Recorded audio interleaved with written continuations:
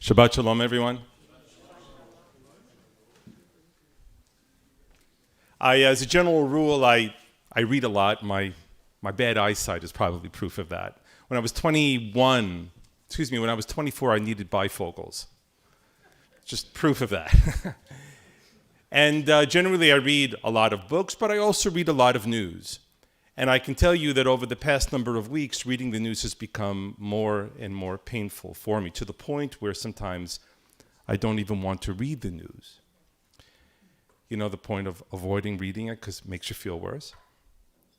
Now, I'm not talking about in particular the horrible news that came out of Israel yesterday, which was the murder of 7 people on a Shabbat evening leaving a shul. The truth of the matter is we know what our enemies are going to do to us. And while it pains us, it doesn't surprise us. But in this morning's Torah portion, the great Vizhnitzer Rebbe, a Hasidic rabbi from Vizhnitz who lived in the 19th century, asked perhaps what is the most fundamental question surrounding the story. He asked, why did God actually want the Jews to leave Egypt? The fact of the matter is that their identities as Israelites was secured. On one hand, he said you could probably make the argument that the condition of slavery in and of itself was unacceptable to God. But the fact of the matter is, on the other hand, we know that slavery as something of an institution wasn't abolished in the world. That even after the Israelites left Egypt and they constituted themselves as a nation in the land of Israel and all the other nations surrounding Israel at that time, slavery persisted. In other words, it didn't change the facts on the ground. The Vizhnitzer Rebbe goes on to say that the reason why the Israelites were taken out of Egypt, and subsequently why Egypt is mentioned over and over again in our prayers, to the point where even in the Torah it says it is forbidden for Jews to go back to Egypt, is because God was afraid that we might become like Egyptians, that we might become cruel, we might become xenophobic, intolerant, that fear was too much, that we would stop being who we were meant to be. What I want to do this morning in the few moments that I have on hand is I want to be an explainer. I want to tell you exactly what's happening in Israel to the best of my ability. I want to avoid, to the best of my ability, providing commentary, and I simply want to lay out to you what is, so to speak, at the doorway of dramatic, radical changes that are taking place in Israel. By way of self-declaration, I lived in Israel from 86 to 92. I did the hat trick of Israeli experiences, as they say there, university, army, ordination. I find myself, I read voraciously the news in Israel. And so my love and commitment for the state of Israel is, I think, very close to the words that I speak, my actions that I undertake. But like any family that has problems, when you see a cousin or a brother or a sister or a loved one doing something insane, you can't sit by and say nothing. You have to talk. What began a few months ago with the swearing in of the Israeli government was something that hitherto had never been seen. And that is, within the shape of the Israeli government, some of the most critical and important ministries. And what would those be? They would be the Ministry of the Interior, it would be the Ministry of Defense, it would be the Ministry of Finance, was placed into hands of people who had not only no military experience, they had never served in the army, but they were people who had not one, but multiple counts of criminal indictments against them.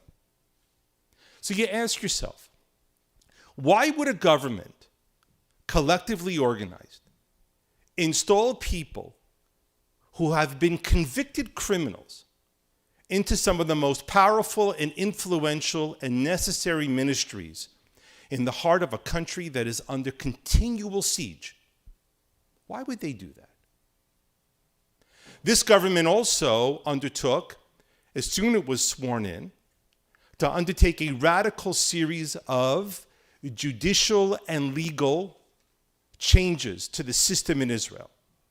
Now, and just for the record, you should understand that this government, while they are proud to announce that they have an overwhelming majority, you have to actually look at the numbers to realize that this government does not actually speak on behalf of an overwhelming majority of Israelis. They won control of the Knesset by less than 50% of the popular vote. They also won their control of the Knesset by less than 30,000 votes. What they plan to do with the judicial legal system in Israel sounds perhaps a little bit reasonable to us. And to be fair, the judicial system in Israel is in need of some tweaking and changing. There are problems that exist in how the judicial system functions in Israel. Questions about overreach, no question. So there are some changes that certainly could be undertaken, and it's been something that has been discussed for years and years and years. But the fact of the matter is, what this government is trying to undertake should be profoundly alarming to people who live in countries like ours. I'll give you an example. In Canada, we have a charter. This is a written document. And what does the written document say? That there are certain rights and privileges that you are entitled to that nobody, no governing body, can ever remove from your hands. The same thing, for example, in the United States. They have a Constitution and a Bill of Rights. And so it is absolutely impossible that a government could enact laws that could be seen as legal and authoritative and legitimate if they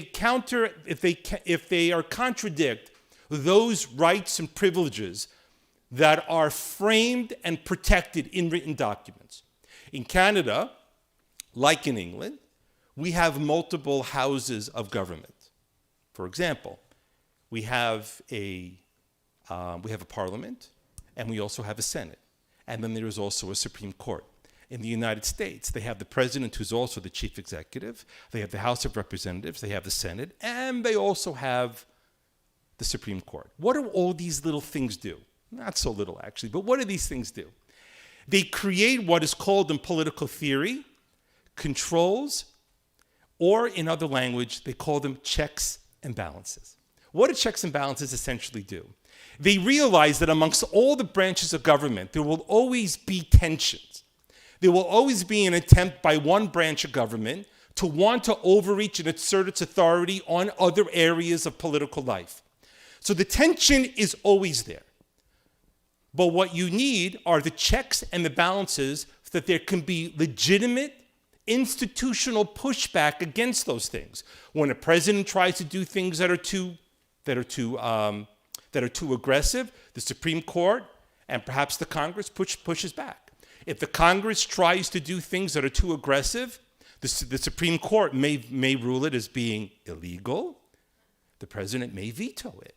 In Canada, of course, because the Prime Minister is also the head of the ruling party, that they have to ultimately rely on the Senate and then the Charter and the Supreme Court to say that what you have ruled to do is illegal. And the government, if it wants to maintain its legitimacy, will back down. So what are they thinking of doing in Israel? In Israel, they have no two houses of parliament. There is only the Knesset. There is no House of Lords. There is no Senate. There's nothing like that. Israel has no constitution. It has no charter. They have what they call this loose framework of what they call basic rights. And they try to draw it out from the Declaration of Independence that was penned by Ben-Gurion and others in 1948. That's what the country's essential laws are built on.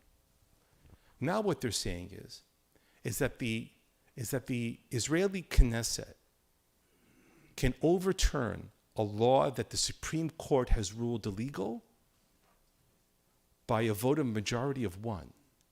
Of the 120-seat Knesset, 61 members of the Knesset can rule that the Supreme Court's ruling that something was illegal is legal.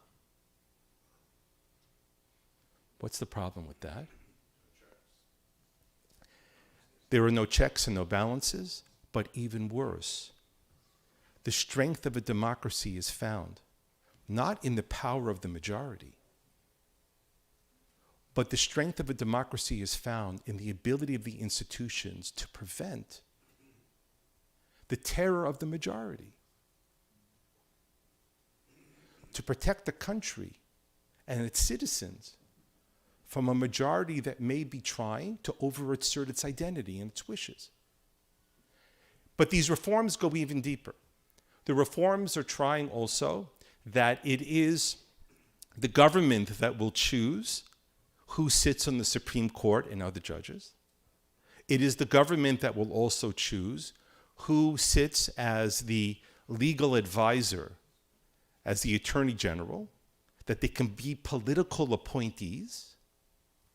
In other words, now you have an entire legal system that is there to serve not the interests of the citizens and the well-being of the democracy to provide checks and balances, but they become servants of the politicians.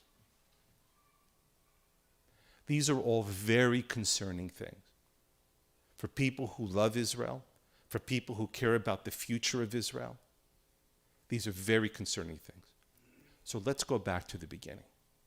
Why would a government install in some of its most critical and essential ministries people who have been convicted of crimes and people who have not had any military service in a country where military service, for the most part, is mandatory, if not morally necessary? And a lot of this has to do with the person who they call both the pyromaniac and the fireman of Israeli political culture today, and that is the Prime Minister.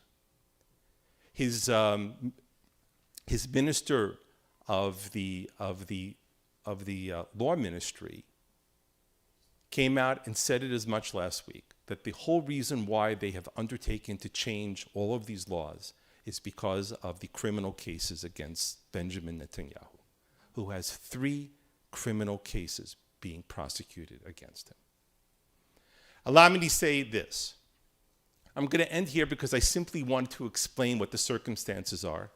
The month of February, I think, is going to be a month that will reveal a great deal to us, because apparently in the coming month of February, there's going to be a very, very distinctive, intense attempt at pushing through the first, second, and third readings by no later than April to enact these laws. You have all seen the videos of not 10s or 20 or 30 or 70, but over 100,000 people gathering in Tel Aviv and now in other cities to protest.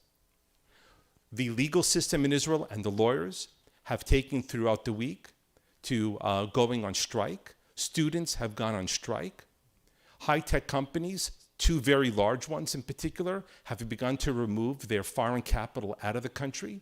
The head of the Bank of Israel told Bibi Netanyahu this week that he is already beginning to see the withdrawals of millions and millions of US dollars. Israel cannot survive without economic prosperity. It simply cannot.